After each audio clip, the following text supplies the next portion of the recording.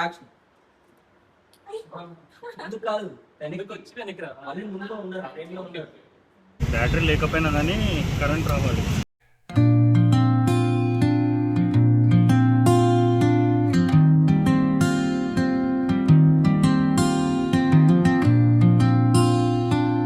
Hello, good morning.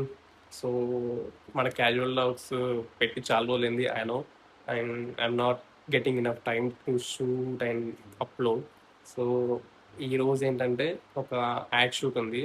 So daily 96 జాబ్కి వెళ్తే పెద్ద ఇంట్రెస్టింగ్ ఏముండదు కాబట్టి ఏం పోస్ట్ చేయట్లేదు. బట్ ఈ రోజు యాక్చువల్గా నిన్న కూడా షూట్ ఉండే, బట్ తెలియదు, అసలు మర్చిపోయిన, ఆ ఫ్లోనే మిస్ అయిపోయింది కదా. సో అండ్ ఈ రోజు కూడా మళ్ళీ షూట్ ఉంది. సో యాడ్ షూట్ ఇది. అండ్ డైరెక్టర్ నా ఫ్రెండ్ అనమాట. నేను ఈవినింగ్ కాల్ చేసి చెప్తే ఓకే బ్రో అన్నాను, వచ్చేసాను. అండ్ లొకేషన్లో ఉన్నా, వెయిటింగ్ ఫర్ అదర్స్. క్రూ రావాలి, ఇంకా యాక్టర్స్ రావాలి. సో ఆల్మోస్ట్ అంతా సెట్. ఇంకా షూట్ స్టార్ట్ అవుతుంది. And here is the team. So hell cameraman hi bro, and director script writer Raju. Shooting అంటే జస్ట్ కెమెరా ముందు పెట్టుకొని డైలాగ్ చెప్పేసి కట్, యాక్షన్ కట్ అంటే సరిపోదు. ప్రాపర్టీస్, లైటింగ్ అండ్ చాలా చూసుకోవాలి.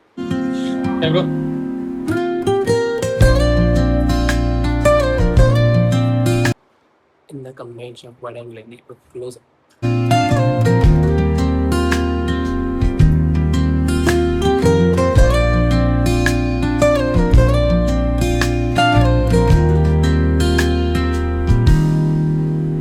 Soft strums of the warm acoustic guitar blend with the gentle sound of the waves crashing against the shore. A serene just ఇప్పుడు lunch అయిపోయింది. So post lunch shoot చేసుకోవాలి. ఇప్పుడు అన్ని montage shots చూడాలి.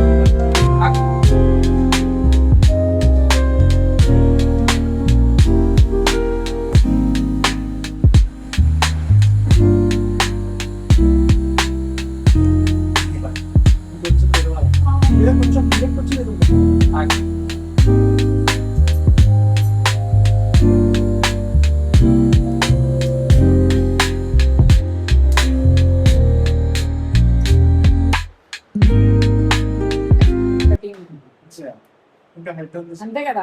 ఇప్పుడు మీకు చెప్పిన కాన్సెప్ట్ అర్థమైంది కదా. హాఫ్ సైడ్ కట్ చేసి ఆయనకి ఇస్తారు, హాఫ్ సైడ్ కట్ చేసి మీరు పెట్టుకుంటారు. అటు సైడ్ ఇటు సైడ్ ఉంటుంది, మళ్ళీ ఒక సైడ్ కట్ చేసి ఆయనకి ఇస్తారు, ఇంకో సైడ్ కానీ మీ దగ్గర పెట్టుకుంటారు. So done with the shooting. అంటే నాకు ప్యాకప్ అయిపోయింది. ఇంకో కొన్ని షార్ట్స్ ఉన్నాయి, వాళ్ళు తీసుకున్న తర్వాత వాళ్ళు వెళ్తారు. So done with day.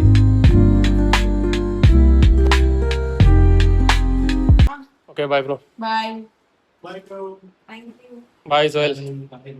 మళ్ళీ కలుద్దాం అనుకో, ఇంత తొందరగా అనుకోలే, మళ్ళీ కలుద్దాం.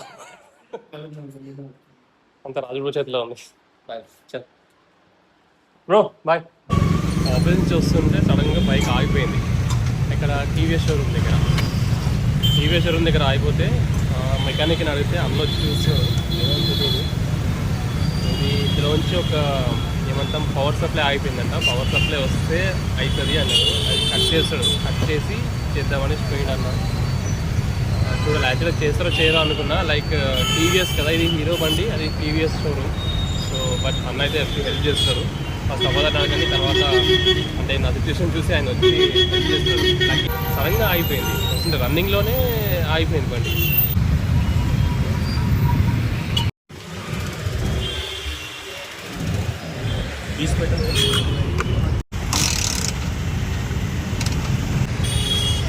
వాళ్ళు ట్రై చేశారు, అవ్వలేదు. పవర్ లేదంట. పవర్ ఉంటే అయ్యేది అది అవ్వట్లేదు అన్నాడు. సో ఇప్పుడు ఏం చేయాలి అర్థమవుతలేదు, చూస్తాం. ఇందులో ఒక అతని గుర్తుపట్టిన, ఒకప్పుడు టీవీఎస్ అపాచీని ఇక్కడే సర్వీసింగ్ ఇచ్చేవాడిని, అతనే ఉండేవాడు. అతను ఇప్పటికీ ఇక్కడే వర్క్ చేస్తూ ఉన్నాడు. సో అతన్ని గుర్తుపెట్టేది ఒక మాట్లాడినా, బట్ వాళ్ళు ఏం చేయలేరు, ఇంకా బ్యాటరీ లేదు. సో అంటే మన బ్యాటరీ కాకుండా ఇంకోటి పవర్ సోర్స్ ఉంటుంది, ఆ పవర్ సోర్స్ లేకపోవడం వల్ల వాళ్ళు ఏం చేయలేరని చెప్పేసారు. సో మనమే ఇంకేదైనా చేయలేము, హీరో షోరూమ్ దగ్గర పెట్టేసి వెళ్ళి మార్నింగ్ రావాలి. ఇంకా ఫ్రెండ్ గారు వచ్చింది మల్లేశ్వాడు, వాడు కార్లో వస్తే నేను ఆ కార్ హెల్ప్తో బీరాన్ కూడా హీరో షోరూమ్ వరకు తీసుకొచ్చా, బైక్ అక్కడ పెట్టేసా. సో ఇప్పుడు నేను ఫస్ట్ దేనికో దానికి వెళ్ళిపోవాలి, డ్రాప్ చేసాం 10కి లేట్ అయిపోయింది అనేసి. సో నేనైతే వెళ్ళిపోతున్నా. ఇంకా రేపు మార్నింగ్ వచ్చేసి మళ్ళీ బైక్ చేయించుకొని అసలు ఏమైంది అనేది రేపు అప్డేట్ ఇస్తాను. సో నైట్ బైక్ మనది ట్రబుల్ ఇచ్చింది కదా, సో మార్నింగ్ హడావిడిగా వచ్చేసాను అనమాట సర్వీసింగ్ రిపేర్ చేపిద్దామని. హడావిడిలో కీస్ మర్చిపోయినా, మళ్ళీ కీస్ కోసం మళ్ళీ వచ్చి సర్వీస్ రిపేర్ చేసుకుని వెళ్ళాలి. ఇంకా మెకానిక్స్ కూడా ఇంకో హాఫ్ అన్ అవర్లో వస్తారంట.